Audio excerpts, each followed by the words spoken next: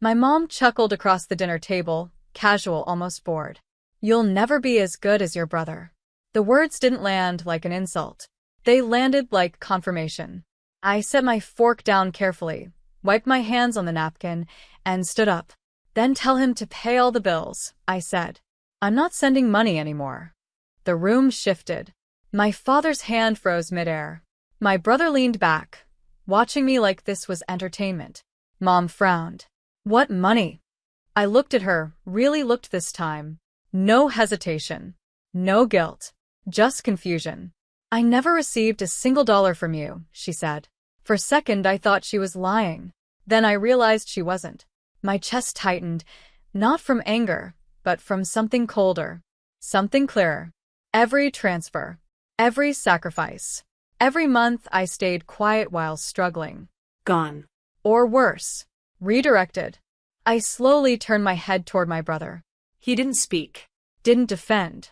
Just held my gaze with a strange calm I had never noticed before. And in that silence, something inside me clicked into place. Because I finally understood. I hadn't been helping my family. I had been funding someone else's life. I didn't sit back down. No one asked me to.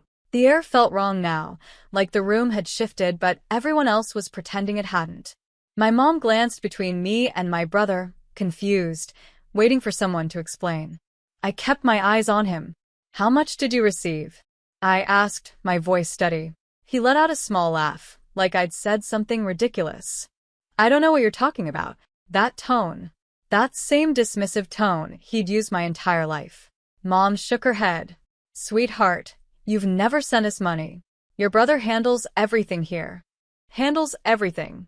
The words echoed. I reached into my bag and pulled out my phone. My hands didn't shake. That surprised me. Every month, I said quietly. Same date. Same account. I stepped closer and turned the screen toward them. Transfers.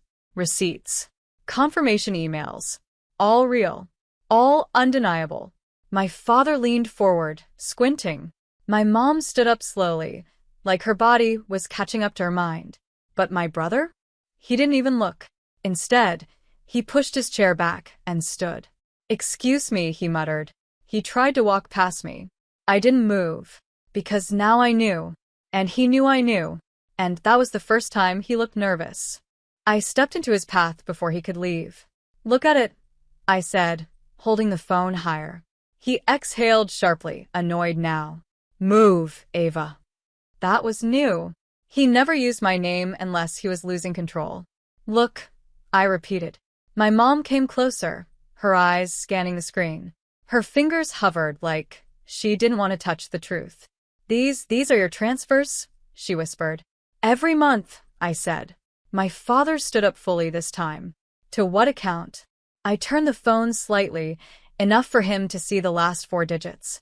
And that's when everything changed. Because he recognized it. His face drained slowly, like something inside him collapsed piece by piece. That's, he started, then stopped. My brother snapped. It's nothing. Old account. She's confused. But he moved too fast. Too defensive. Too loud. I lowered the phone and met his eyes again. You told me, I said quietly, that Mom needed help. That things were tight. That you couldn't carry it alone. My voice didn't shake. You gave me that account. Silence spread again, heavier this time. My mom looked at him, waiting. Not angry. Not yet. Just waiting. And for the first time in his life, he didn't have an answer ready. My brother rubbed his face like he could wipe this away. It was temporary, he said. You're overreacting. Temporary. The word hit harder than the lie. For how long? I asked. He didn't answer. My mom stepped back, one hand on the table. Is this true? He looked at her, then at me, calculating. I could see it now. The quiet math behind his eyes. It helped the family, he said finally. Everything I did was for us. I let out a slow breath. No, I said. You mean for you? My father spoke, low and sharp. Where did the money go? Another pause. Then my brother shrugged, like it didn't matter. Expenses. Bills. You wouldn't understand. That was the moment something inside me broke clean. Not loud. Not dramatic. Just gone. Because I understood perfectly. The new car he never explained. The trips. The sudden upgrades. All the things that never made sense. They weren't mysteries. They were receipts. I worked 2 jobs, I said, my voice flat. I skipped meals. I delayed rent. My mom's eyes filled, finally catching up to reality. And you were comfortable, I added. He didn't deny it. Didn't apologize. Just stood there. And that silence told me everything I needed. Because now this wasn't confusion anymore. This was theft. I didn't raise my voice. That surprised all of them. Because this version of me, the quiet one, was the one they never learned how to handle. I'm done sending money, I said, calm, final. My brother scoffed. You're acting like a victim. I almost smiled. Because that word didn't fit anymore. I'm acting like someone who finally sees clearly, I replied. My mom stepped closer to him now, her hand shaking. How long? She asked. He hesitated. That hesitation was louder than any confession. My father turned away, jaw tight, like he couldn't look at him anymore. You lied to her, he said. You used her. My brother's tone hardened. I managed things. Someone had to. Managed. There it was again. Control disguised as responsibility. I picked up my bag slowly, not rushing, not hesitating. I want every dollar accounted for, I said. He laughed, but it came out thin. Or what? I met his eyes. Or I make it official. That landed. He knew what I meant. Bank records. Fraud reports. Paper trails. Things that don't care about family excuses. My mom whispered my name, like she wanted me to soften. I didn't. Because this wasn't about anger anymore. This was about correction. And, for the first time, I wasn't asking.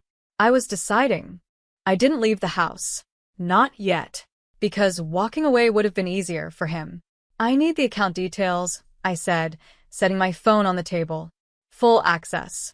Now. My brother leaned against the chair, arms crossed. You're not entitled to anything. I held his gaze. Then we'll let the bank decide that. My father turned back, his voice colder than I'd ever heard it. Give it to her. Silence. Real pressure now. Not from me. From him. My brother exhaled slowly, then reached into his pocket.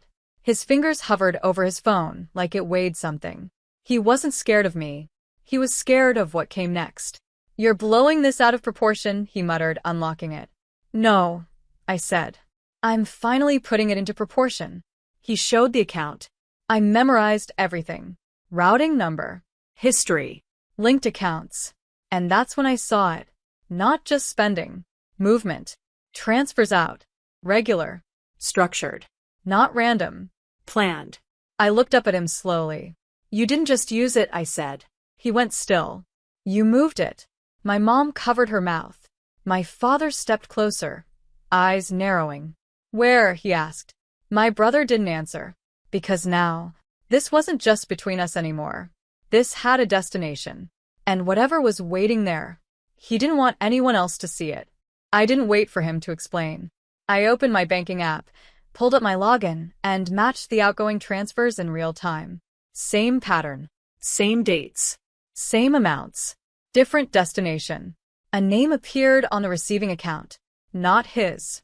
My breath slowed, not quickened. Because now it was clear. Who is this? I asked, turning the screen toward him. He looked away. My mom stepped closer, squinting. I don't recognize that name. Of course she didn't. It wasn't family. My father's voice dropped. Answer her. My brother's jaw tightened. It's an investment. I let out a quiet breath. No, I said. It's not. Because I recognized it. Not from memory. From context. The apartment upgrades. The trips. The sudden distance from home. You've been funding another life, I said. That landed harder than anything before. My mom stumbled back into her chair. With whose money? She whispered. I didn't answer her. I didn't need to. We all knew. My brother finally looked at me again, but now there was no control left in his eyes. Just exposure. Just consequence. And something else. Fear. Because I wasn't done. I stepped closer, lower my voice. I want the full truth, I said. Or I take everything I have, and make sure everyone else sees it too. He broke first. Not loudly. Not with a confession. Just a slow collapse in his posture, like something inside him finally gave up pretending. It's not what you think, he said, but his voice didn't believe it. I didn't move. Then say what it is. Silence stretched, heavy and final. There's another account, he admitted. I moved most of it there. My father shut his eyes. My mother didn't cry. She just looked at him like she didn't know him anymore. Return it, I said. He nodded quickly, too quickly. I will. I swear. But I shook my head. No, I said softly. You won't swear. You'll prove it. I picked up my phone and opened a document I'd already started. Transaction logs. Dates. Evidence. I've already sent copies to the bank, I added. That's when